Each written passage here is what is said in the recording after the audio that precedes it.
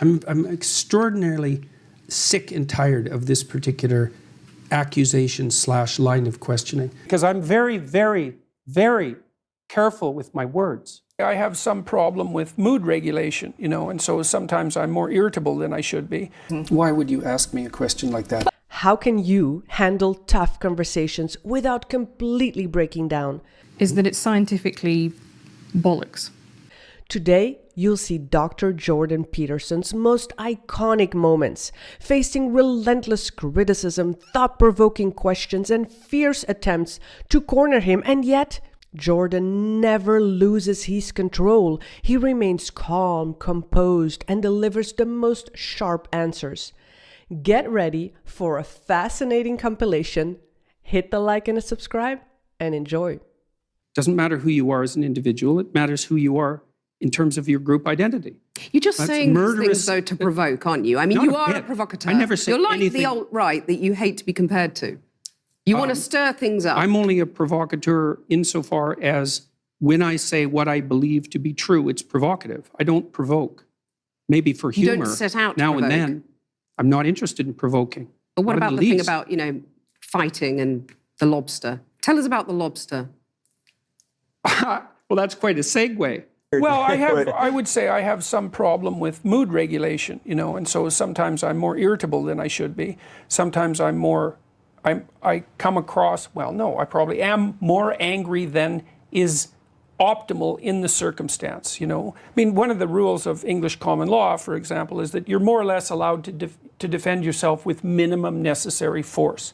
And I've had to practice and practice and practice to use minimum necessary force. You really want to hit him right now, don't you? Other things you said, for example, like women wear rouge because it reminds men of ripe fruit. Right, well, for a start... Why do you think women wear rouge? I have absolutely no idea, but I will tell you... That's really not a very good answer. Well, yeah, you said before there were lots of things you don't know the answer to, but I'll tell you one thing. I'm not criticizing your perspective on this. You're criticizing mine, so I'm presuming you have an alternative idea. Why do you think women wear makeup? Why do you think there are an enormous number... Let's go back to why women wear rouge, because it reminds men of ripe fruit, okay? No, I'm not saying that at all. Because a lot of people listening to you will just say, I mean, are we going back to the dark ages? That's because they're actually not listening. I'm listening very projecting carefully, and I'm hearing you basically saying women need to just accept they're never going to make it on equal terms, equal outcomes is how you defined it. No, I didn't say that. If I was a young woman watching that, I would go, well, I might as well just go and play with my Cindy dolls and give up trying at school because I'm not going to get the top job I want because there's someone sitting there saying it's not possible and it's not desirable, it's going to make you miserable. Desirable. That's what I said. It's a bad social goal. The difference between Jordan and me is that we look at evidence and we lean towards different theories. So Jordan's theory is very much evolutionary, that there are inherent differences in men and women. Mine is very much more social role theory, if you like, and that men and women are taking on different roles due to the expectations that society puts on them. And Scandinavia has made the most progress towards shared parenting, etc. Yep. That said, it's not done yet. There's nowhere in the world where this is done yet. But it's having the opposite effect that the gender equality types predicted. Opposite, not the same. No, and it isn't a theory, it's actually data driven by tens of thousands of surveys and the best scientific literature on the topic. It's not a theory, and I didn't come about it because of my political perspective. I looked at the data. What it showed was that as countries become more egalitarian, the differences between men and women grow. They don't shrink. So what I'm interested in is data and analysis as well, and I'm particularly interested in the ones presented, such as the ones by the University of Southern California. In order to be able to think, you have to risk being offensive. I mean, look at the conversation we're having right now. Like you're certainly willing to risk offending me in the pursuit of truth. Why should you have the right to do that? It's been rather uncomfortable. Well, I'm very glad I put you on the spot. Well, I'm very glad that I have exercised my freedom of speech. You get my point. It's like you're doing what you should do, which is digging a bit to see what the hell's going on. And that is what you should do. But you're exercising your freedom of speech to certainly risk offending me. And that's fine. I think more power to you as far as I'm concerned. So you haven't sat there and... I'm just trying to work that out. I mean... Ha, gotcha. You have got me. You have got me. I'm trying to work that through in my head. Yeah. It took a while. It did, yeah. Took a while. What's your point? I'm saying that, you know, how much responsibility do you feel that you have, particularly guys the alt-right, who, as you say, some of them have enjoyed your work, and say, No, I'm not one of you guys. I'm not with you guys. They haven't enjoyed my work. I've definitely read bits on the internet. Read more. Okay. Find some evidence. I'm extraordinarily sick and tired of this particular accusation / line of questioning. I'm no fan of the identitarian right. There's a couple of problems. Is if you punch back, then you have a fight.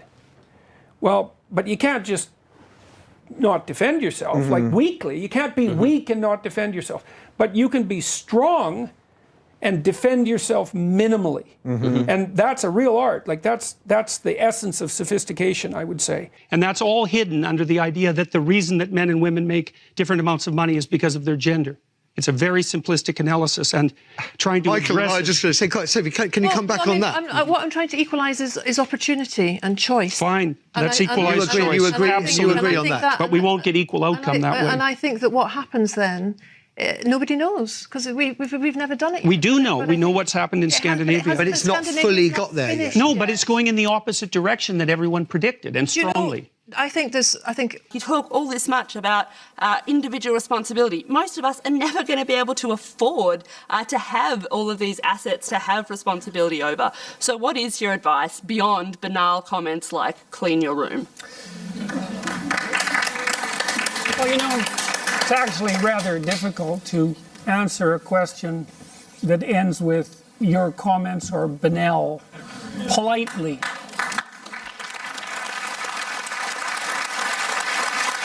So, you know, I would consider that more of an opinionated personal and political statement than actually a question. So why don't you try reformulating that so that there's an actual question there?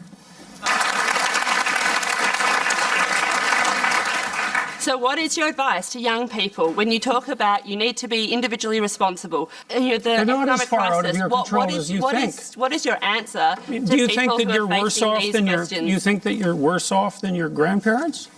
I think there are different challenges. Do you think you're worse off than your grandparents? I think that Jordan, once again, we're not going to cross-examine our questioners. So